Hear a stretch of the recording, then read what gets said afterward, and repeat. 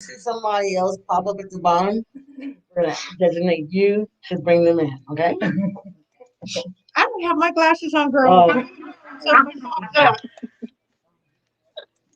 Hi, hello everyone. Welcome to Healing Sessions with Mama Clark. This is the YeYo Life. We are all YeYos. We are here to learn, to grow, and to heal together as we experience and process the cycles of grief as they pertain to our unique grief.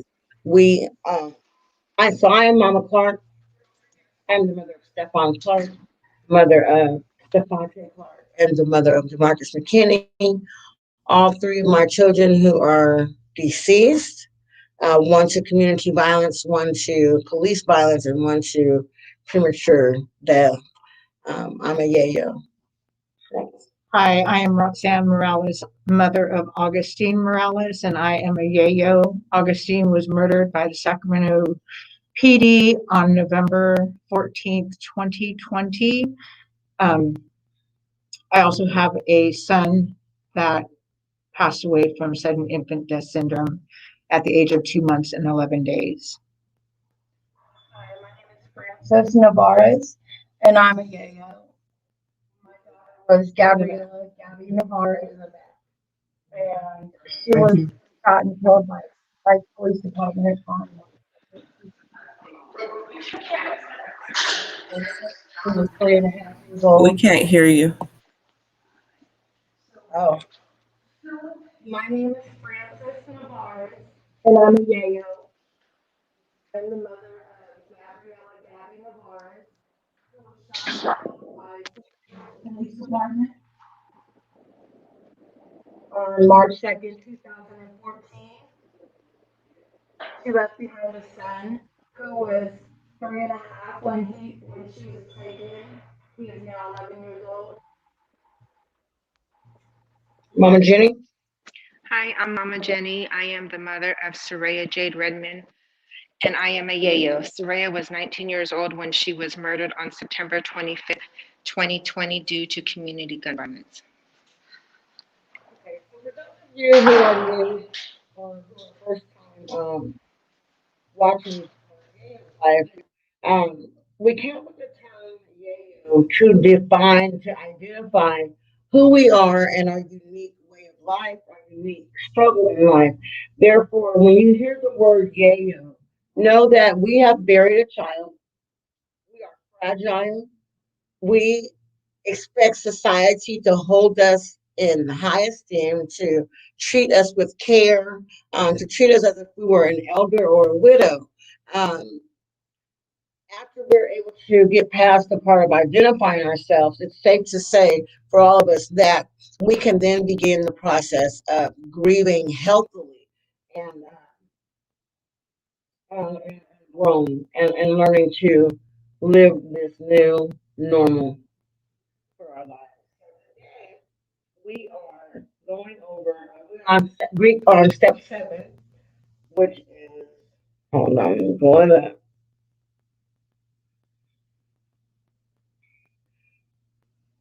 Did I find it?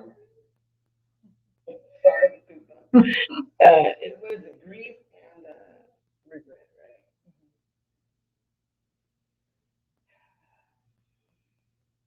Can't find it. Okay. So number step 7 is grievers suffer guilt feelings. So many blame themselves after another one's death for the death itself or for fault in the relationship. We have all made mistakes, and sincere regret is the best response to them. However, self-reproach out of proportion to our behavior affects our mental health and impedes our recovery. Close friends or a trusted counselor can aid us in confronting and dealing with guilt feelings, whether justified or exaggerated. So now I'm going to go to, I thought I pulled it up. I'm going to go to, well, last week, so let me go through this. Last week we dealt with our feelings of guilt, regret. It was a really emotional session. My mother was on that session. there's a lot of things that we go through that we don't like to speak out or voice because of the overwhelming feeling, right? It can consume you. The pain, the grief, the consume you. And so I did some research and found some ways that we can process, some ways that we can cope with grief, regret, and guilt. And so, number one says assess the situation. Looking at things with a fresh perspective might make you see things differently. So the way that would apply for me, assessing the situation, and I'll just deal with Stephon. That's the most recent loss. I have no control over what happened next. We can't hear you. You keep going in and out. I'm trying to wrap. I'm sorry. I don't know why. Can you hear me now, or is it still going in and out? I can Okay. hear you now. I can hear you. Okay. So it's a new laptop. I apologize, you guys. Um. So what I needed to do for myself was realize that I possess no power or control over the events of that night. And as a mother, that feeling of helplessness is overwhelming and it will consume you if you allow it. And so, one of the ways that I'm able to cope with grief, with regret, with the feelings of guilt that come up is telling myself that I had no control over that situation. If I was there, I could not have changed the situation. Um, Things played out the way they were going to play out. And so that's just the way. Does anybody else would like to share on that? I guess I can share because the day that Augustine was killed, it was also my granddaughter, my great granddaughter's, his granddaughter's birthday. And I didn't attend because of COVID. I have an underlying health condition that puts me at high risk. Um, and so I didn't, she had it at John's Incredible Pizza. And I didn't want to be around people, so I did not go. And that was his last day on earth. And that guilt Yeah. that I have for not going. I mean, I did not know. None of us knew that that was going to happen. But still, I played on my mind that if I just would have went and maybe I could have said something to him because he talked about that event that day because he was excited to go. And he was telling everybody that, he was going to that event. If maybe I would have said, Neil, be careful, or, watch out, or just something that would have maybe made him make a different decision that night. Yeah. Sydney, did you want to share on that? Repeat the question. So assess the situation. So this is we're going over tips for coping with grief, regret, and guilt. So if we assess the situation and look at things with a fresh perspective, might make you see things differently. Hmm. You know, that's a tough one. There are times where if I felt I forced Soraya to come with me, it would not have happened. She'd still be here. But at the same time, I know my daughter, if she didn't want to go, she wasn't going to go. She was going to be where she wanted to be. I do believe that at some point she didn't want to be there, and but she wasn't going to leave anybody behind, you know. So she stayed. The only thing that you know that makes it easier for me is that when she was shot, she was not alone. Even though in my mind, I know in my mind, for me, she was alone because I wasn't there and her dad wasn't there. I know she wasn't alone. I know her dog Oreo was by her side, and Yeah, Okay. I don't think, it's like I think we all have a purpose. Um, I believe her purpose here was finished. So that's what helps me get through every day, a day. Thank you for sharing, honey. Um, it also says a way that we can cope is asking for forgiveness. I don't really know um, who we would ask forgiveness from, other than God, ourselves, maybe by letter. Maybe it's asking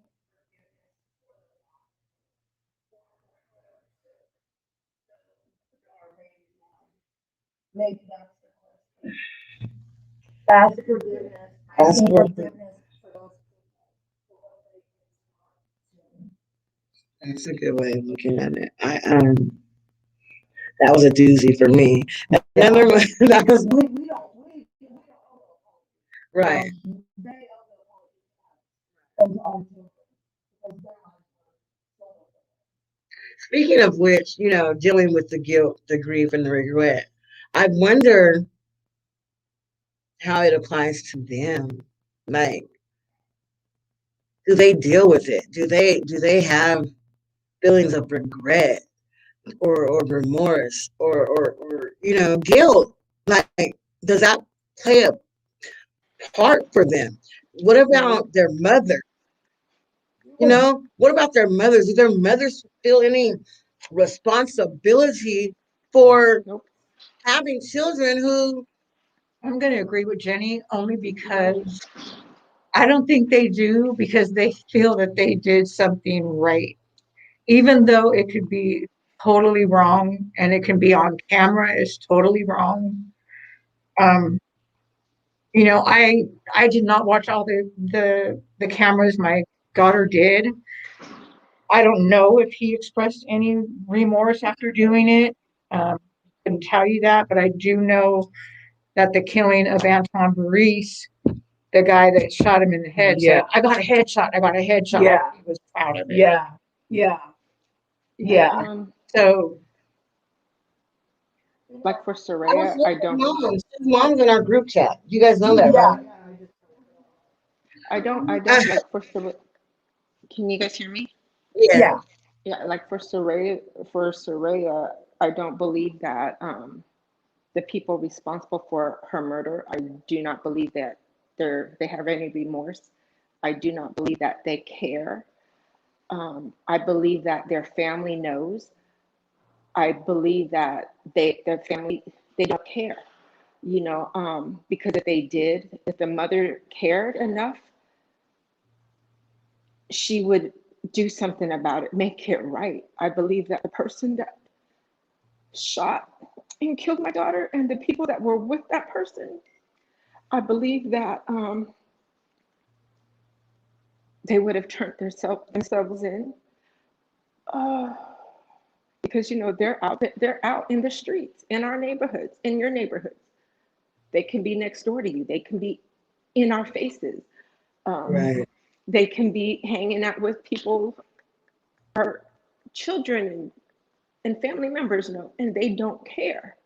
They don't care. They're living and breathing every single day, not caring that they took a young girl's life.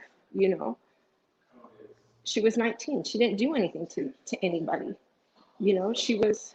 I always say she was a sheltered kid because my daughter was sheltered. She wasn't in the streets. You know, they don't care, and their family members who do know, they don't care.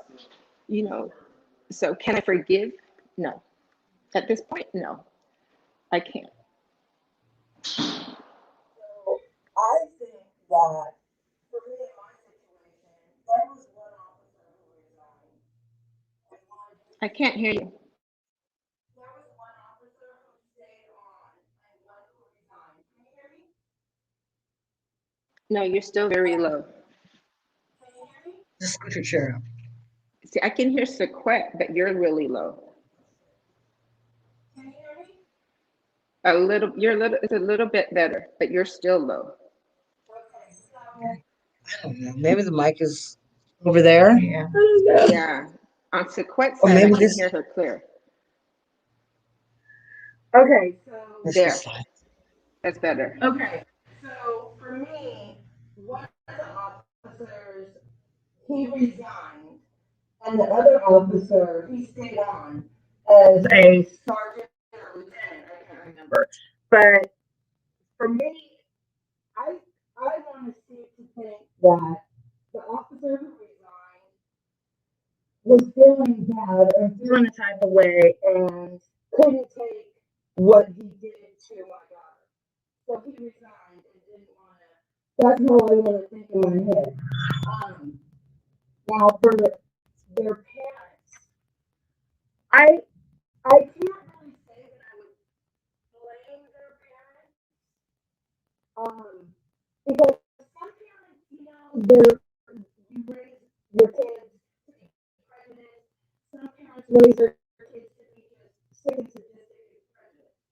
Some parents raise them to be God fearing and good people. But there's not an in between with that to me. And with that being said, I want We to can't think hear you at that all. really I don't know what's going on with your mic, but maybe on this side of the mic. Come on, this side. Switch side. So, can you hear me now? Okay, so it's that Yeah, way side. better.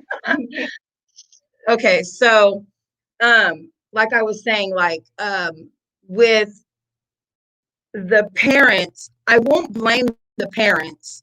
And that's for me, just because I want to seem to, how would I say that? Like I don't want to put that on the parents because those police officers that murdered my daughter, they were more than grown and had their own families and knew what they were doing when they pulled that trigger. You know, ironically, my sister, Mm-hmm. she knows The officer that one of killed the him. officers. She was almost working. For Gabby? No, not Oh, for Gabby. She worked with him. yeah.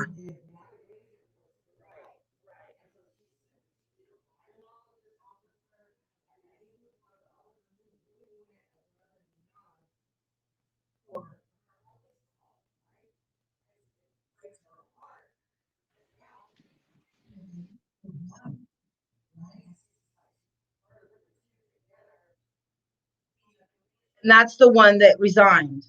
Oh, the one that she worked with? It has to be. No. It's the one that stayed on.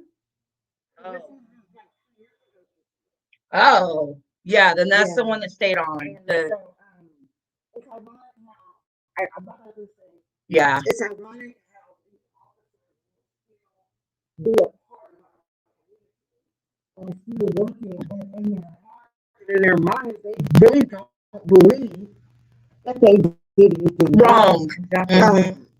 And so they're still interacting And in our with our people, like you just took a half black, half Mexican, Honduran, native, black. You know what I mean? You took a minority child. You took a child out of her element and you murdered her. 17 bullets penetrated my baby's body, and she had her hands up. She was surrendering. There was no reason whatsoever. I've spoken to all those people in that apartment complex that watched the whole thing from beginning to end. And they've all said that my daughter was surrendering. She was not giving them no kind of flack, nothing. And that those cops opened fire on her for no reason whatsoever.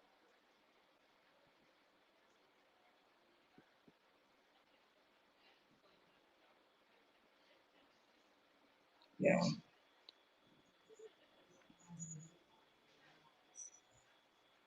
Yeah.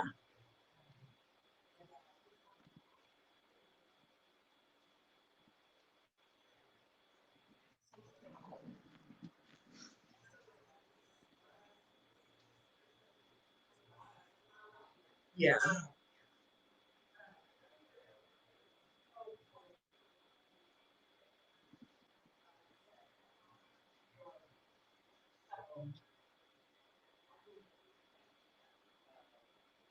I can't hear. On this side.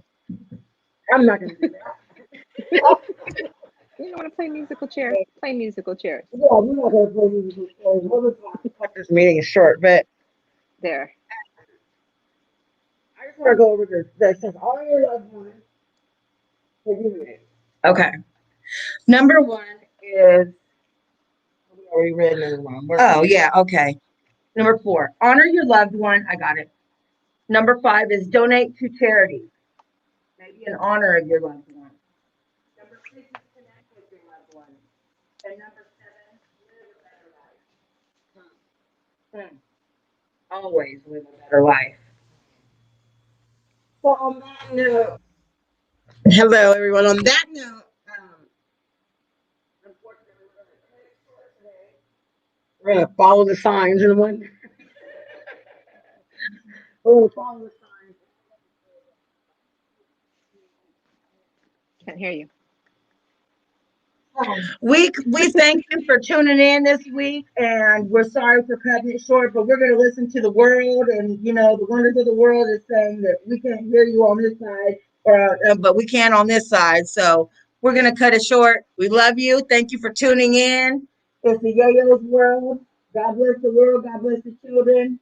Hug your friend and hug your neighbor. Live positive. Love you, ladies. And deuces. We out. You guys have a blessed day. You too.